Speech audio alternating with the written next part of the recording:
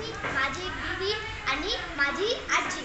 तर व्हिडिओ आवडला तर लाईक करा आणि चॅनलवर नवीन असाल तर नक्की सबस्क्राईब करा। तर चला जाऊया फिरायला। चला तर आता आपण पोहोचलो आहे तपोवनमध्ये। तपोवनमध्ये पोहोचलं की सर्वप्रथम लागते आपल्याला हे लक्ष्मण मंदिर।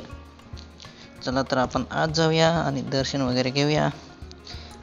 आपण इकडे बघू शकता बाहेर राम लक्ष्मण सीता यांचं मूर्ती आहेत, पेंटिंग वगैरे केलेली आहे आणि हनुमानजी सुद्धा आहेत।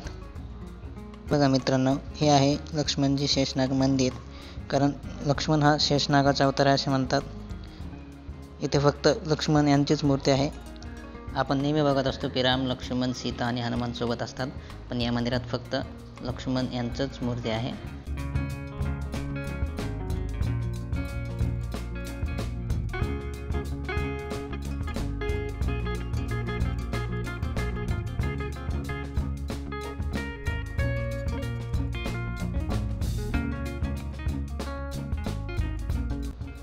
आणि हे बघा मित्रांनो, जेव्हा शूर्पणखेने माता सीतांना मारण्यासाठी प्रयत्न केले तेव्हा लक्ष्मणांनी नाक आणि कान कापले होते, त्याचंच दृश्य इकडे आहे। इथे चित्रीकरणातून दाखवलेलं आहे की लक्ष्मणांनी शूर्पणखेचं नाक कापलेलं होतं।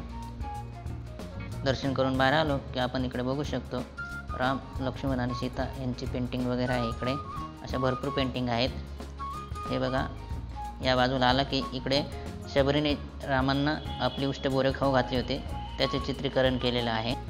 प्रभू रामांच्या जीवनातील अनेक प्रसंग येथून इकडे दाखवलेले आहेत। हे बघा, इकडे जेव्हा राम आश्रमातून शिक्षा ग्रहण करत होते तेव्हा त्यांनी ज्या राक्षसांचा वध वगैरे केला होता त्यांचे चित्रीकरण इकडे केले आहे। हे बघा, इकडे जेव्हा मारीच राक्षस हरणाच्या रूपात आला आणि माता सीतांनी रामांना त्याला आणण्यास सांगितले तेव्हाचा हा प्रसंग। इकडे बाजूलाच अशी लहान मोठी दुकाने आहेत जिकडे विविध साहित्य आहे। प्रभू रामचंद्रांच्या पदस्पर्शाने पावन झालेल्या पंचवटीतील तपोवन परिसरातच आहे हे सर्व धर्म मंदिर। श्री लक्ष्मण यांच्या मंदिराच्या शेजारीच हे सर्व धर्म मंदिर आहे आणि सर्वांचे लक्ष वेधून घेते। प्रभू श्रीराम, लक्ष्मण आणि सीता यांनी 14 वर्षाच्या वनवासातील बराच काळ या तपोवनात गोदावरी नदीच्या तीरी व्यतीत केला होता। तपोवनात जेथे शूर्पणखेचे नाक कापले होते तेथून हाकेच्या अंतरावरच कपिला गोदावरी संगमरावरावर हे सर्व धर्म मंदिर असून येणाऱ्या प्रत्येकाचे आकर्षणाचे केंद्र ठरते आहे। येथे श्री गणेश, दुर्गा, राधाकृष्ण, लक्ष्मीनारायण, विठ्ठल रुक्मिणी, संत श्रेष्ठ माऊली ज्ञानेश्वर, गुरु नानक देवजी, जगद्गुरु संत तुकाराम महाराज, गौतम बुद्ध, महावीर स्वामी, जगन्नाथ धाम, श्री हंसजी महाराज, माता राजराजेश्वरी देवी यांसह धनुर्धारी श्रीराम आणि बलशाली रामभक्त हनुमान यांच्या प्रसन्न मूर्ती भाविकांचे लक्ष वेधून घेतात।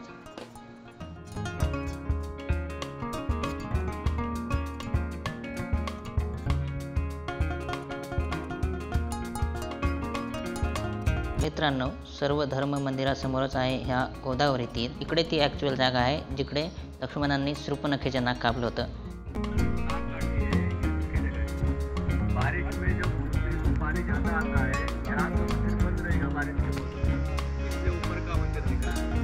यहाँ नाग निधन किया, नाग काटने से गाँव को नाम प्राप्त हुआ है नासिक। यहाँ आश्रम है कपिल महामुनि का। कपिला गौ माता कपिला को कपिल भगवान तपस्या करके मिलता है कपिला, गोदावरी नदी और कपिला का यहाँ संगम हुआ। यही गोदावरी में 12 साल में कुंभ लगता है नासिक का। ये कुंभ की जगह है। कुंभ में साधु संतों का अखाड़ा निवास यहाँ रहता है। पंचुटी रामघाट में स्नान किया जाता है। यहाँ यात्रा के लोग आते हैं, संगम की जगह है। जय श्री राम। गोदावरी परिसरातच आहे हे छानसं छोटंसं उद्यान, रामसृष्टी उद्यान। मित्रांनो, हे भरपूर मोठं आहे आणि भाविक इकडे विश्रामासाठी येतात। फिरून वगैरे दमले की इकडे येऊन या लहानसर थोडासा आराम करतात। कोणी सोबत टिफिन वगैरे आणले असेल तर ते खातात आणि मग आपापल्या घराकडे जातात। चला तर मग आजचा व्हिडिओ कसा वाटला नक्की सांगा आणि चॅनलवर नवीन असाल तर चॅनलला सबस्क्राईब करून ठेवा, जेणेकरून असे नवनवीन व्हिडिओ बघायला मिळतील।